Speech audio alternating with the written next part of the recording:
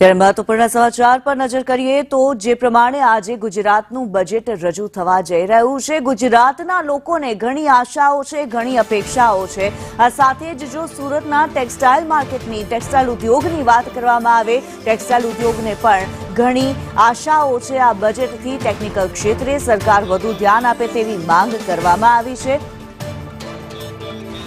ત્યારે આ બજેટને લઈને શું આશાઓ છે એ સાંભળીએ।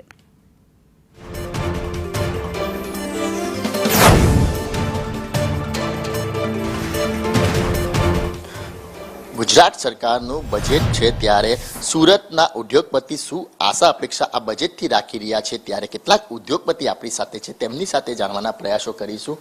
ભાઈ, શું આશા અપેક્ષા આ બજેટથી, સુરતને શું જરૂર છે? હજી ટેકનિકલ ટેક્સટાઇલ્સ માટે અમને એક સેપરેટ પાર્ક જોઈએ અને એના માટે અમને મંજૂરી જોઈએ કે જેમ એમણે અમને ઇમ્પોર્ટ માટે મશીનરી આપી છે તેમ તે હિસાબે અમને ફંડિંગ બી કરી આપે।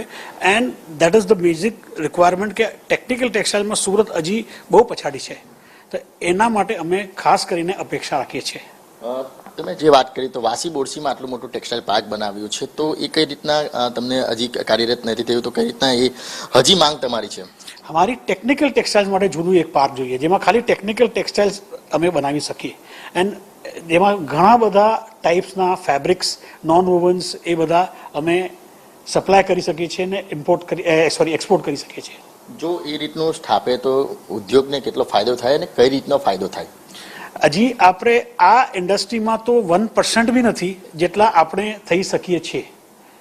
બાકી મારા હિસાબે જો આ પાર્ક ચાલુ થઈ જાય તો at least 20% of the export of technical textiles from India will be of only and only non woven fabrics. Technical park की स्थापना करवा मांग रहे हैं, आप बताइए क्या आशा अपेक्षा है इस बजट से?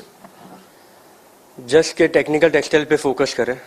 अभी तक सिर्फ टेक्सटाइल, फैब्रिक, वेरेबल्स, अपैरल्स पे फोकस किया हुआ है।